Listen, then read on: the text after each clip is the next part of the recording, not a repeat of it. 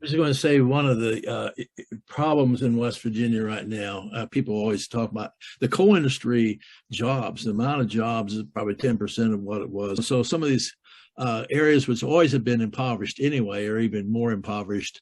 And one of the serious issues with that is the population. West Virginia has lost, it's the only state that keeps losing population. A lot of it are talented young people. That's a serious thing. It's their biggest export.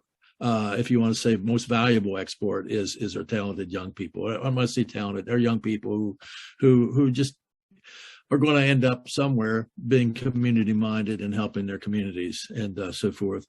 So jobs, what kind of jobs? As coal goes down, our coal, every environmental group that I know of is trying to work on legislation or develop from the ground up programs to build a new economy, a sustainable economy, a clean economy that will have jobs. For example, the money coming in from the federal government will be can be used to rectify acid mine drainage. When coal exposed to air oxidization, the heavy metals leach out and it pollutes streams terribly.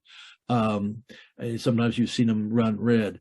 There's also there's a lot of land disturbance and so forth. So those are jobs. If that funds come in right, those will hire people who are experienced and know how to run heavy equipment and so forth. They can good paying jobs and maybe keep some of their talented young people. And that's a big thing too, because in Appalachia, one of the key things, most important strengths, I think overall is the strong strength is the family connections and the family. And I've noticed people who move off to the south or go up north I used to go up to Detroit and northern Ohio for the jobs factory.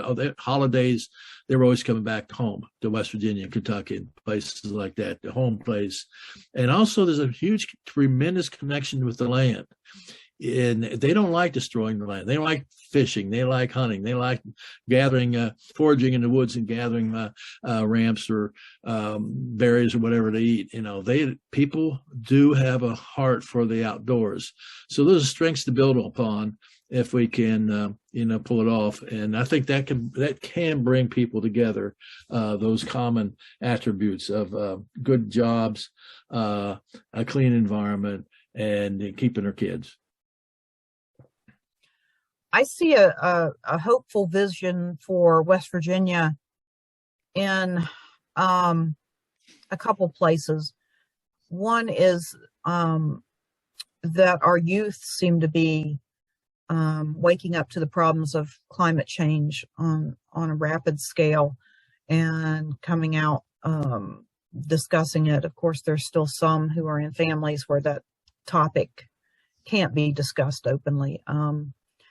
I've often said in West Virginia, it's easier to be gay than it is to be an environmentalist sometimes. And that it's a controversial topic in many families and households and churches to bring up any kind of environmental advocacy, but it's becoming more mainstream. It's becoming more accepted. And it's becoming more commonplace to hear people talking about the realities of climate change. And part of that, part of what's going on, unfortunately, in West Virginia, you all talked about droughts and fires on the West Coast. We have the opposite problem. And in fact, my hometown, Huntington, just had a 4-inch rainfall in less than 24 hours last week, which resulted in flooding of some large sections of the town from a little tiny creek called Four Pole Creek that is usually just almost dry. There's still people cleaning up from that and will be for a while. And there's some people who lost pretty much everything in their homes because the water came up very fast. I don't think we had any deaths, but it was scary. It was very scary that day. As this happens more and more often, this is the second type major flood that's happened in Huntington this year. We're getting what would be called 500-year or 1,000-year floods at least once a year in some part of the state. And as I said, we've had 2 of them in Huntington this year. we've never seen this kind of street and small stream flooding and flash flooding that's coming to the area now because of essentially rain bombs. And I think that's waking people up. I hate to see that people have to be devastated by stuff like this for them to wake up, but I'm glad that it's resulting in that.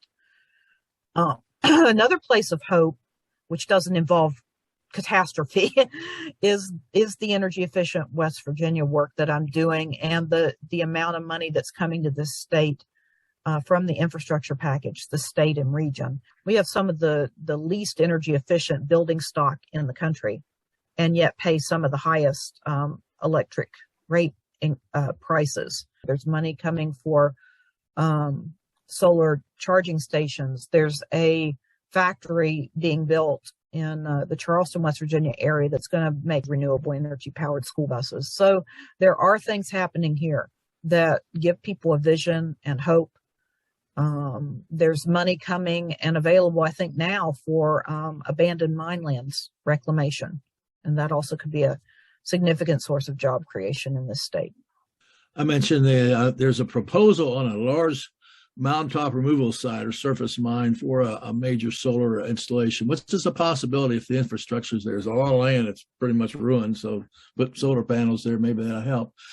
There is a vibrant history, to go back to Terry's thing, of labor struggle in West Virginia. 100 years ago, after the Civil War, well, it was on Blair Mountain, as miners were trying to unionize, the government came out to try to squelch them because the industry asked for that.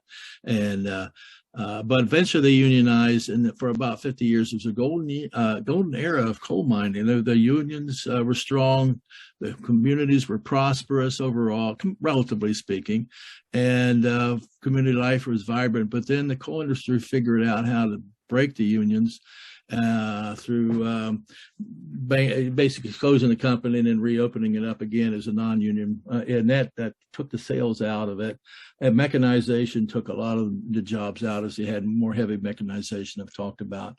And so there's a sense of depression. The Gallup Healthways, they've been doing a quality of life living index studies since 2008. West Virginia is number 50 every year. I haven't checked the last year or so, but it's a lot. And also the areas which you might say are happiness or hope indexes, I'll just use those, are also right at the bottom. So that contributes to the drug crisis, which has also been partially pushed into our area. The opioid addiction is horrible. It's tearing up some of our communities. So we've got a lot of struggle, but there is also some good things going on, and we have community building projects. The One Foundation, for example, which is helping to fund a number of these little. When you get a little bit of sparks and a little bit of a fire going, of breathing air onto it with funding and guidance and so forth, and build communities one by one. I think that's a strength that we can tap onto, is helping these small communities, these little bright lights to shine.